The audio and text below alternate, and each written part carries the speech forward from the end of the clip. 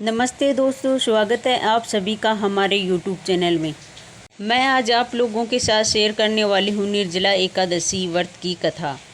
यदि आपने अभी तक चैनल को सब्सक्राइब नहीं किया तो सब्सक्राइब कर ले, जिससे आने वाली वीडियो का नोटिफिकेशन सबसे पहले मिले।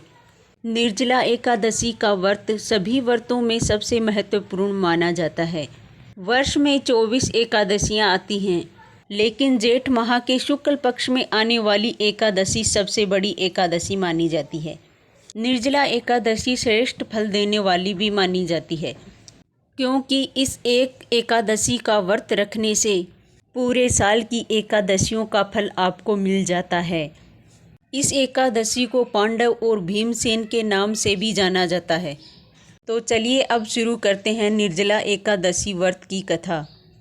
एक समय पांडवों में सबसे शक्तिशाली भीमसेन ने व्यास जी से कहा, हे परम बुद्धिमान पितामह है, मेरी बात सुनिए।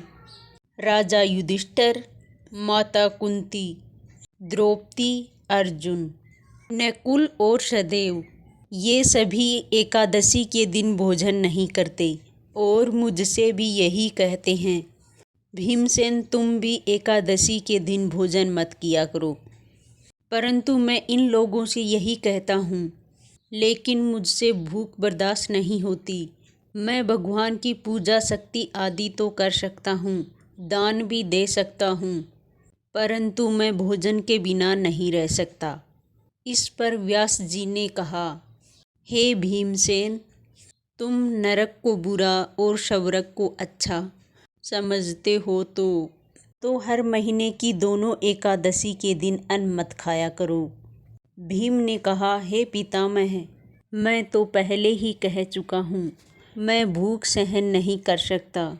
यदि वर्ष भर में एक व्रत हो तो मैं रख सकता हूँ, क्योंकि मेरे पेट में रत नाम वाली अग्नि है। मैं उसे भोजन करके ही शांत कर सकता हूँ। वह भोजन करने से शांत रहती है, इसलिए पूरा उपवास तो क्या, एक समय भोजन के बिना रहना मेरे लिए बहुत मुश्किल है। इसलिए मुझे कोई ऐसा व्रत बताइए जो वर्ष में केवल एक ही बार करना पड़े और मुझे स्वर्ग की प्राप्ति हो जाए। यह सुनकर श्री व्यास जी ने कहा, हे पुत्र, बड़े बड़े ऋषियों ने बहुत से शास्त्र बनाए हैं। बिना धर्म के थोड़े से परिश्रम से स्वर्ग की प्राप्ति हो सकती है। इसी प्रकार शास्त्रों में बताया गया है कि दोनों पक्षों की एकादशी का व्रत करने से मुक्ति मिल जाती है।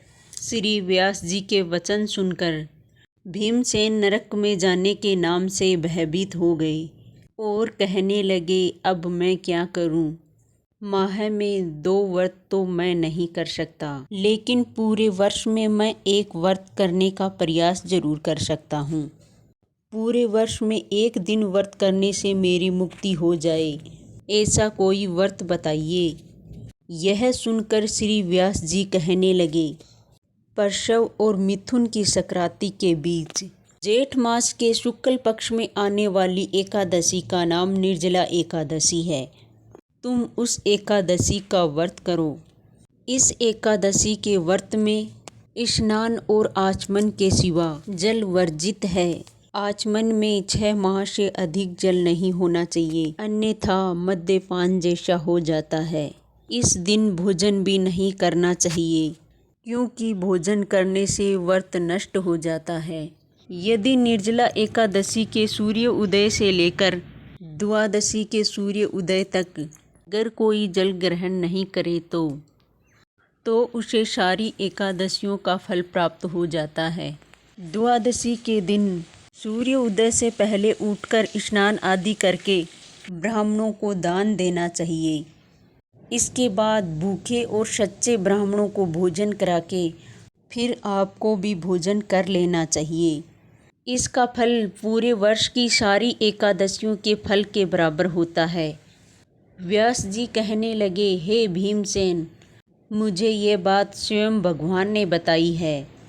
इस एकादशी का पुण्य समस्त तीर्थ और दानों से अधिक है। केवल मनुष्य एक दिन निर्जल रहने से उसे समस्त पापों से मुक्ति मिल जाती है। जो व्यक्ति निर्जल एकादशी का व्रत करता है, उनकी मृत्यु के समय यमदूत आकर नहीं घेरते। उन्हें तो भगवान के पार्षद पुष्प विमान में बिठाकर स्वर्ग ले जाते हैं। संसार में सबसे श्रेष्ठ निर्जला एकादशी का व्रत है, इसलिए पूरे यत्न के साथ इस व्रत को करना चाहिए। उस दिन ओम नमो भगवते वासुदेवाय नमः मंत्र का उच्चारण करना चाहिए। हो सके तो गोदान भी अवश्य करना चाहिए। इस प्रकार श्री व्यास जी की आज्ञा अनुसार भीमसेन ने इस व्रत को किया। इसलिए इस एकादशी को भीमसेनी और पांडव एकादशी भी कहा जाता है। निर्जला एकादशी का व्रत करने से पहले भगवान से प्रार्थना करें, आज मैं निर्जला एकादशी का व्रत करूँगा और दूसरे दिन भोजन करूँगा और मैं इस व्रत को श्रद्धापूर्वक करूँगा और आपकी कृपा से मेरे पाप नष्ट हो जाएं। इस दिन जल से भरा हुआ घड़ा वस्त्र से ढककर दान करना चाहिए। इस दिन जो लोग यज्ञ आदि करते हैं, उनका फल तो वर्णन ही नहीं किया जा सकता। इस व्रत को करने से मनुष्य विष्णु लोक को प्राप्त होता है। जो मनुष्य इस दिन अन्न खाते हैं, वो चंडाल के समान हैं। वे अंत में नरक में जाते हैं।